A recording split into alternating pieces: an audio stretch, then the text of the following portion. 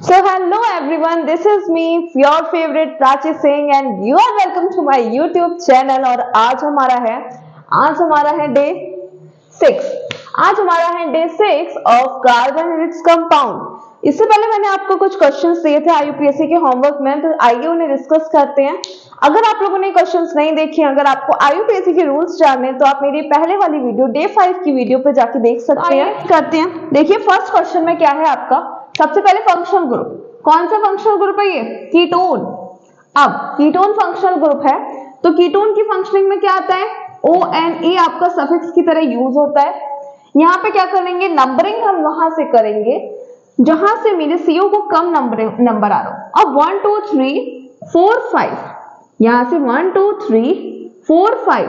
अब जैसे कि as we can see that जो हमारा कीटोन ग्रुप है वो दोनों साइड से थर्ड नंबर की प्रायोरिटी पे आ रहा है, तो हम किसी भी साइड से नंबरिंग कर सकते हैं।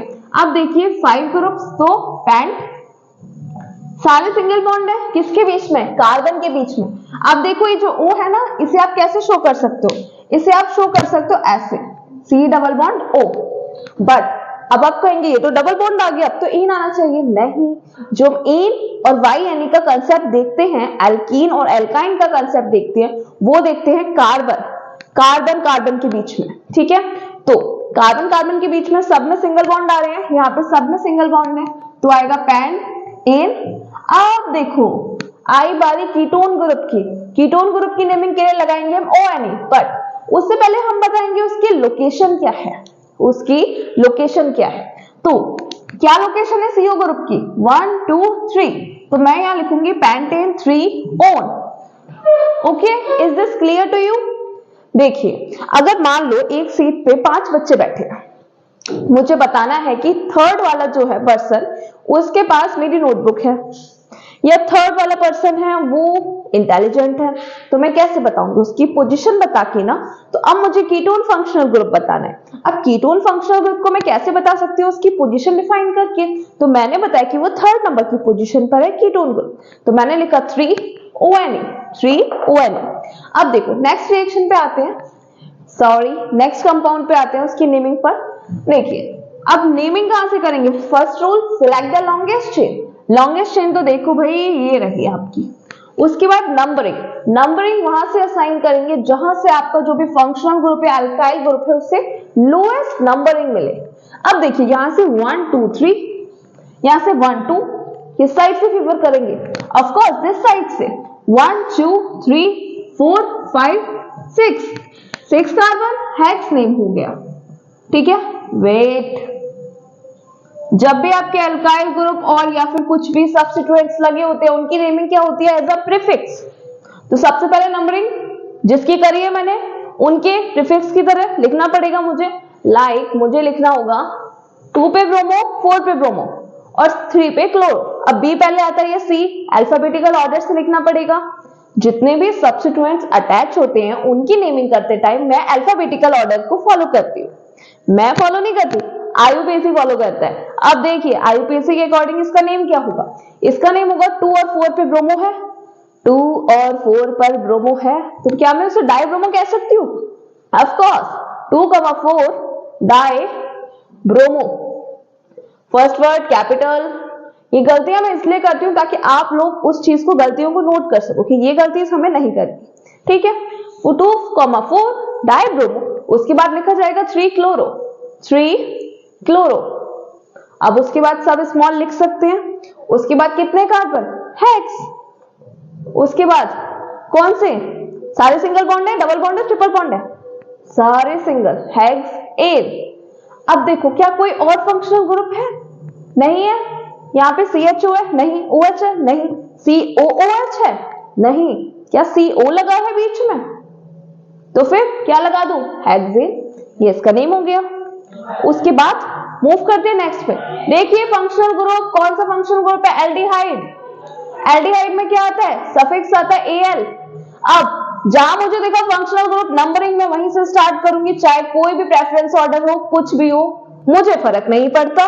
नंबरिंग मेरी यहीं से स्टार्ट होगी। ये है राजा, ये है राजा, और यहां से नंबरिंग स्टार्ट होगी।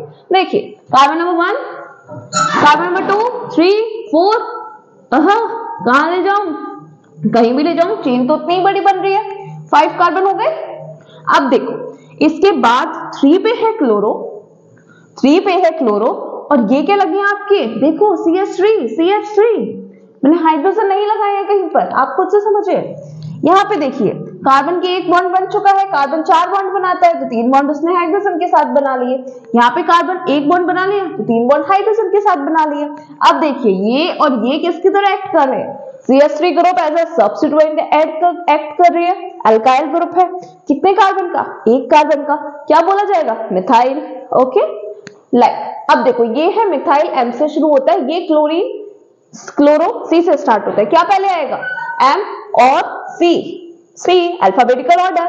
देखो क्या लिखोगे आप, 3 क्लोरो फर्स्ट वर्ड कैपिटल और 4,4 4 पर 2 मिथाइल है ना, 4,4 क्या आएगा, राइट डाइमिथाइल।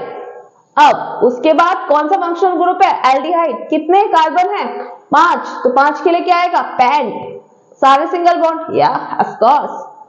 उसके बाद ई नहीं लगाना, क्या लगाना है, फंक्शनल ग्रुप, कौन सा है, अल, पेंटेनल। ठीक है, उसके बाद देखिए एक चीज, हमेशा CHO COOH और आपका हो गया OH और बता दो, इतना ही पढ़ लो अभी तुम। ये तीनों फंक्शनल ग्रुप है ना, ये हमेशा कार्बन नंबर 1 पोजीशन पे आएंगे, कार्बन नंबर 1 पोजीशन पर आएंगे। OH फिर भी वेराई कर सकता है, OH को अगर तुम हटाओ, बट CH और COH हमेशा कार्बन नंबर 1 पोजीशन पर आएंगे, C1 पर। और CO कीटोन, ये तो भाई देखो बीच में आता है ना, इसे तो इस साइड भी चाहिए, इट्स लाइक अ छोटा बच्चा, एक छोटा बच्चा जिसे दोनों साइड से किसी का सहारा चाहिए। CO group, ketone group, I am the ketone group and I need substituent on my both side so that मैं मेले में खो ना जाऊं। ओके तो CO ग्रुप कहाँ आएगा, हमेशा बीच में आएगा, तो कभी भी इस पे फर्स्ट पोजीशन तो नहीं मिलेगी, बट हमेशा हम क्या फेवर करेंगे कि इसे कम से कम नंबर मिले, कम से कम इसे नंबरिंग में मिले। ठीक है, तो CO ग्रुप हमेशा बीच में आएगा। OH ग्रुप लास्ट में भी आ सकता है क्योंकि OH ग्रुप के पास तो कार्बन नहीं है। नंबरिंग किसकी होती है, कार्बन की। नंबरिंग किसकी होती है, कार्बन की। क्या OH ग्रुप पे कोई कार्बन है, नहीं, ये तो अटैच होगा किसी कार्बन से, मे भी हो सकता है वो सेकंड कार्बन से अटैच हो, इतने वेराई ना। देखो अब इसका नाम क्या होगा, 3 carbon prop, single bond, yes, ane. अब देखो ऑल कौन से पोजीशन पे, कार्बन नंबर 1 2 3, क्या होगा इसका नाम, प्रोपेन टू ऑल, ओके। चलिए लेट्स मूव फॉरवर्ड, ये चीज मैं भी इसके ऊपर क्वेश्चंस करा दूंगी तो ये और क्लियर हो जाएगी। उसके बाद देखिए, अरे कीटोन दादा, बच्चा आ गया, छोटा बच्चा, दोनों साइड सब्स्टिट्यूएंट चाहिए, लगे हुए हैं पहले से ही। अब देखो कीटोन, यहाँ पे longest chain select, 1 carbon 2 carbon 3 carbon 4 carbon 5 carbon 6 carbon 7 carbon, ये हो गए 7 कार्बन। 7 कार्बन हो गए तो क्या आएगा, हैप्ट। अरे भैया वेट करो, वेट, क्यों वेट करना है, देखिए यहाँ पे अल्काइल ग्रुप लगा है, कितने कार्बन का, 2 कार्बन का, कौन सी पोजीशन पे, 3rd पोजीशन पे, तो क्या आएगा, 3 इथाइल। देन उसके बाद कोई और सब्स्टिट्यूएंट्स नहीं, तो अब क्या आते हैं डायरेक्ट नेम पे, 7 कार्बन, तो हैप्ट, सारे सिंगल बॉन्ड, जी हाँ, हैप्ट एन। और ये कौन सा है, कीटोन, क्या आता है सफिक्स, ONE, तो क्या आएगा, हैप्टेनॉन। नेम क्या हो गया इसका, 3 इथाइल हेप्टेनॉन। उसके बाद मूविंग टू द नेक्स्ट, क्या है ये, अरे अल्कोहल, जिसके पास कोई कार्बन नहीं है। क्या इसके पास कोई कार्बन दिख रहा है, नहीं, ये अटैच है किसी कार्बन से। नंबरिंग कहां से होगी, C से, C2 3 4, 1 2 3 4, ये आपकी लॉन्गेस्ट चेन है। ठीक है, अब लॉन्गेस्ट चेन ये भी थी, बट देखो आपको लग रहा होगा 1 2 3 4 लॉन्गेस्ट चेन तो ये भी है, नंबरिंग मैंने यहां से क्यों नहीं करी। अब देखो, अगर आप नंबरिंग यहां से कर दोगे तो इस वाले पे ये सब्स्टिट्यूएंट है और आपको इसका नाम पता है क्या, नहीं पता, और अभी आपके सिलेबस में भी नहीं है, तो फिर आपको नंबरिंग कहां से करनी है। ये होगी आपकी लॉन्गेस्ट चेन, इस पे एक सब्स्टिट्यूएंट ये हो गया, एक सब्स्टिट्यूएंट ये हो गया। 3 पे मिथाइल, क्या होता है, M से स्पेल, इस पे इथाइल, M और E पे क्या पहले आता है, E, तो नंबरिंग क्या होगी, 2 इथाइल 3 पे क्या है, मिथाइल, एक कार्बन, 3 मिथाइल, और फिर कितने कार्बन है टोटल, 4 होता है तो ब्यूट, सारे सिंगल बॉन्ड, जी हाँ, तो क्या होगा ब्यूट एन, और देखो फंक्शनल ग्रुप है अल्कोहल, और अल्कोहल का सफिक्स आता है OL, तो फिर क्या आएगा यहाँ पे, मिथाइल ब्यूटेनॉल। थोड़ा टेढ़ा जा रहा है, I know, I will work on it कि ये सीधा जाए आपका, नेक्स्ट टाइम नहीं हो ये दिक्कत, अपोलोजाइज, ठीक है। उसके बाद ये हो गए आपके सारे नेमिंग।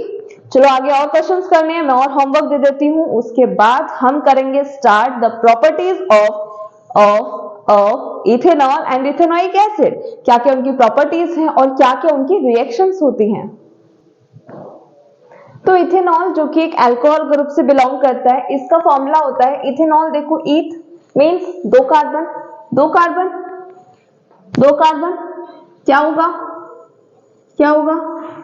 CH3CH2, 2 कार्बन, और ऑल का क्या होता है फंक्शनल ग्रुप OH, ये इसका फंक्शनल, ये क्या होगा इसका फंक्शनल ग्रुप है OH, और इसका कंबाइंडली जो मैं फॉर्मूला लिखूंगी वो लिखूंगी C2H5OH, ठीक है। और इथेनॉइक एसिड क्या होता है, carboxylic acid, carboxylic eth means 2 carbon, last में क्या आएगा COH मींस 1 कार्बन, तो COH हो गया, एक और लगाना है, तो हम क्या होगा इसका फॉर्मूला CH3COOH, ठीक है। तो इसका फॉर्मूला है C2H5OH, इसका है CH3COH। अब इनकी प्रॉपर्टीज क्या क्या होती हैं, क्या क्या इनमें सिमिलरिटीज हैं, क्या क्या डिफरेंसेस, वो स्टडी करते हैं एक बार। तो सबसे पहले बात करते हैं स्टेट की कि किस फॉर्म में ये प्रेजेंट होते हैं। तो ये जो होता है इथेनॉल, वो भी लिक्विड फॉर्म में प्रेजेंट होता है, अल्कोहल, और जो इथेनॉइक एसिड होता है वो भी आपका लिक्विड फॉर्म में प्रेजेंट होता है, ठीक है। उसके बाद स्मेल कैसी आती है इथेनॉल की, काफी स्वीट स्मेल होती है, और इसकी इथेनॉइक एसिड की पंजेंट पुदीने जैसी सी स्मेल आती है, ठीक है। अब उसके बाद टेस्ट कैसा होता है, इसका बर्निंग टेस्ट होता है, काफी जला जला, काफी एकदम से कड़वा सा, ठीक है। उसके बाद ये कैसे होते हैं, खट्टे, सोर एसिड्स कैसे होते हैं, सोर होते हैं। उसके बाद सॉल्युबिलिटी, वाटर में सॉल्युबल कितना है ये, saturated compounds, unsaturated compounds, sorry saturated solution, unsaturated solution, पता है ना।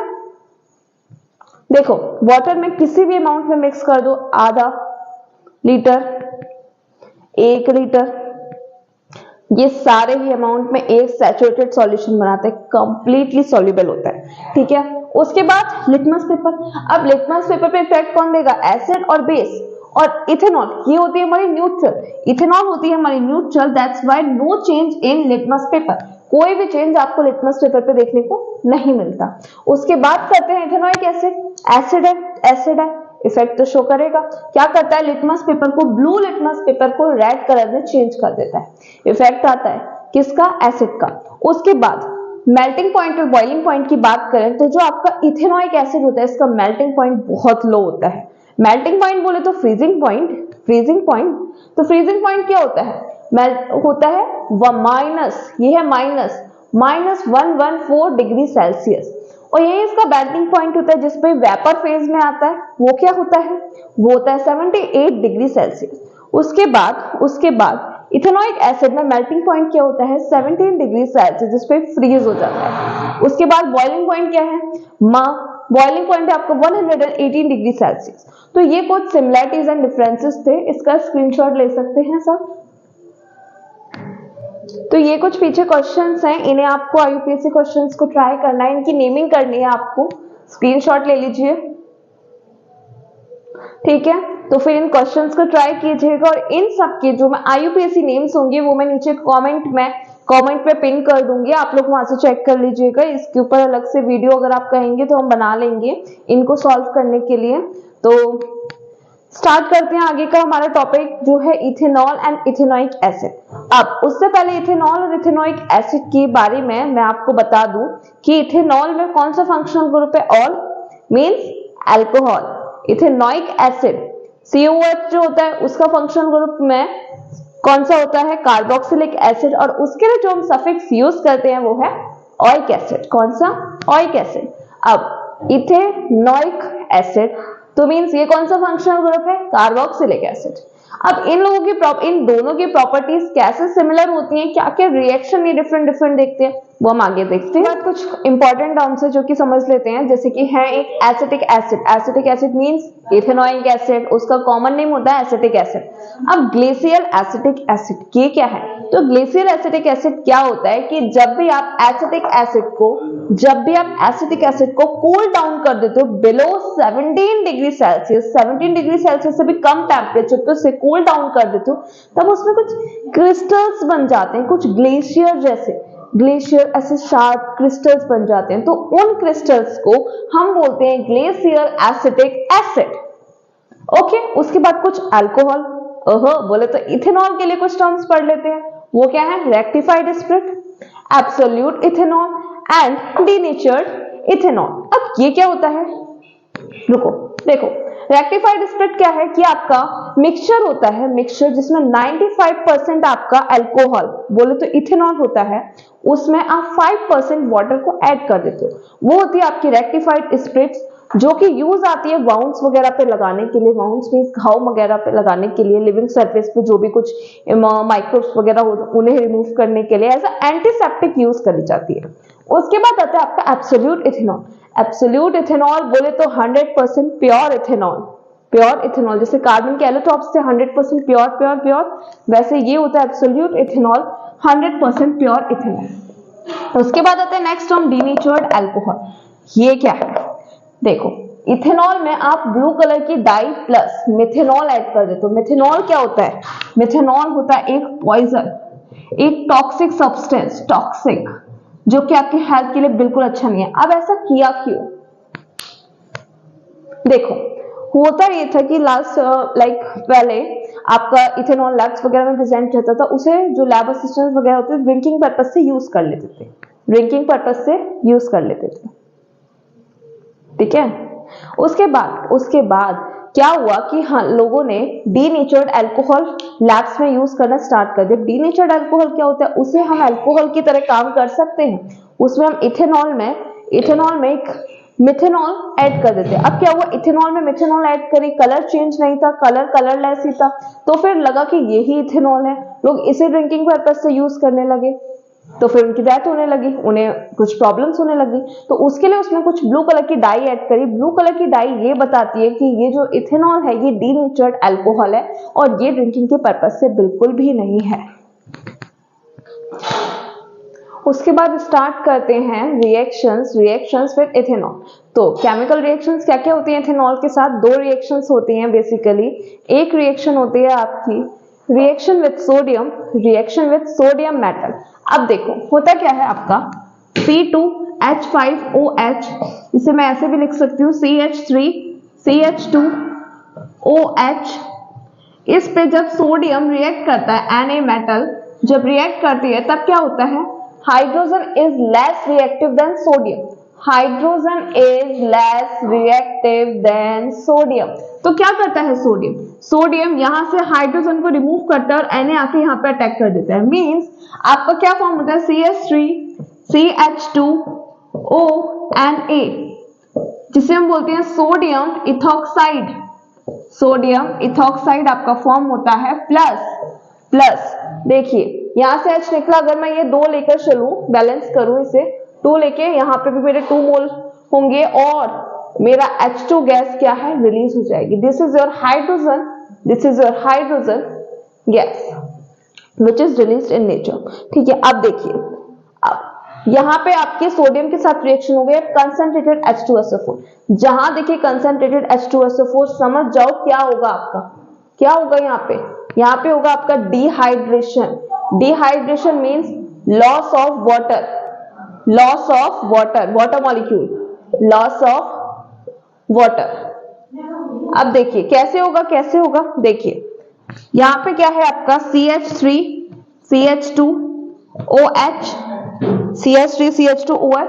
अब इसमें क्या करोगे, जब भी आप कंसंट्रेटेड H2SO4 लोगे तब क्या होगा, आपका वाटर यहां से OH, और इस पे देखिए इस H को मैं ऐसे शो कर सकती हूं, ठीक है, यहां से एक H, रिमूव हो जाएंगे। यहाँ से एक H, यहाँ से एक OH, यहाँ क्या बचा CH2 CH2 और यहाँ भी क्या बचा CH2।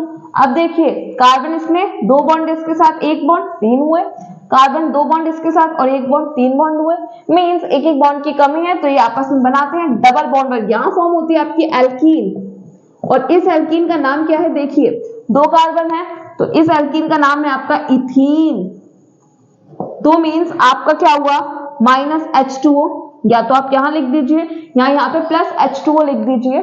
तो आपका जब भी आप कंसंट्रेटेड H2SO4 के साथ रिएक्शन करते हैं, डिहाइड्रेशन, डी माने वाटर का लॉस होगा इस रिएक्शन में। आपका इथेनॉल में एक साइड से H एक साइड से OH रिमूव हो जाएगा, H2O मॉलिक्यूल रिमूव हो जाएगा और आपका बन जाएगा एल्कीन। ये 2 रिएक्शन है आपकी, ये 2 रिएक्शन है आपकी इथेनॉल की। अब उसके बाद नेक्स्ट आते हैं यूज। तो ये है आपकी कुछ यूजेस ऑफ इथेनॉल। जो इथेनॉल कहाँ पे आपका यूज किया जाता है, तो देखिए इथेनॉल फर्स्ट जो एट मोस्ट पर्पस आपको पता है वो है ड्रिंकिंग पर्पस के लिए। ड्रिंकिंग पर्पस के लिए अल्कोहलिक ड्रिंक के तौर पे यूज की जाती है, जैसे विस्की, उसमें 35% इथाइल अल्कोहल होता है आपका। उसके बाद होती है वाइन में आपका 10 to 20% of ethyl alcohol that is ethanol present होता है। उसके बाद नेक्स्ट है बियर में 6% ऑफ इथाइल अल्कोहल आपका यूज होता है, और बाकी इतनी प्योरिटी फॉर्म में ही आपका अल्कोहल उसमें यूज होता है। उसके बाद rectified spirit, rectified spirit wounds चोट लग जाती थी उन पे एंटीसेप्टिक की तरह यूज किया जाता था, वही है रेक्टिफाइड स्पिरिट। ब्लेंडेड पेट्रोल, अब देखिए पहले जो व्हीकल्स होते थे ना वो बहुत ज्यादा पॉल्यूशन क्रिएट करते थे, तो आजकल आपके पेट्रोल के साथ अल्कोहल मिक्स करके एक बेंजीन सॉल्वेंट लेकर हम उसे यूज करते हैं एज अ ब्लेंडेड पेट्रोल, जो कि पॉल्यूशन कम रिलीज करती है, जो कि हार्मफुल सब्सटेंस को कम रिलीज करती है, ठीक है। उसके बाद नेक्स्ट आता है पेंट, डाई, मेडिसिन, परफ्यूम, इन सब में भी यूज होता है। उसके बाद एज अ सॉल्वेंट, देखिए कुछ चीजें होती हैं आपने मेटल एंड नॉन मेटल में पढ़ा होगा कि कुछ चीजें आपकी जो होती हैं वो वाटर में सॉल्युबल होती हैं और कुछ नॉन ऑर्गेनिक सॉल्वेंट में सॉल्युबल होती हैं। तो मेटल्स में मेटल्स के और नॉन मेटल्स के बीच में जो बॉन्ड बनता है आयनिक कंपाउंड, तो आयनिक कंपाउंड जो होते हैं जिनके बीच में आयनिक बॉन्ड बनता है वो किस में सॉल्युबल होते हैं, वाटर में। और जो कोवेलेंट कंपाउंड्स होते हैं जिनके बीच में कोवेलेंट बॉन्ड होता है वो किस में सॉल्वेंट होते हैं, सॉल्युबल होते हैं, वो होते हैं एज अ सॉल्वेंट, जो कि हम यूज कर रहे हैं इथेनॉल। क्योंकि इथेनॉल क्या है आपका ऑर्गेनिक सॉल्वेंट, ऑर्गेनिक कंपाउंड है, ये ऑर्गेनिक लिक्विड फॉर्म में है, इसलिए इसमें ये सॉल्युबल। उसके बाद फ्यूल की तरह यूज होती है स्प्रिट लैंप में। स्प्रिट लैंप वो जो उसमें ऑयल डाल के उसमें जलाते हैं ना, क्या बोलते हैं उसे, लैंप पहले यूज की जाती थी। स्प्रिट लैंप में भी हम यूज करते हैं फ्यूल की तरह। अब फ्यूल बोले तो फ्यूल वही है जो चीज जलती है और वो क्या होता है आपका इथेनॉल, उसमें ऐड किया जाता है। तो ये इसका एक बार स्क्रीनशॉट ले लीजिए। इसके बाद हम पढ़ेंगे एडवर्स इफेक्ट, साइड इफेक्ट्स, क्या क्या साइड इफेक्ट्स होते हैं ऑफ ड्रिंकिंग अल्कोहल।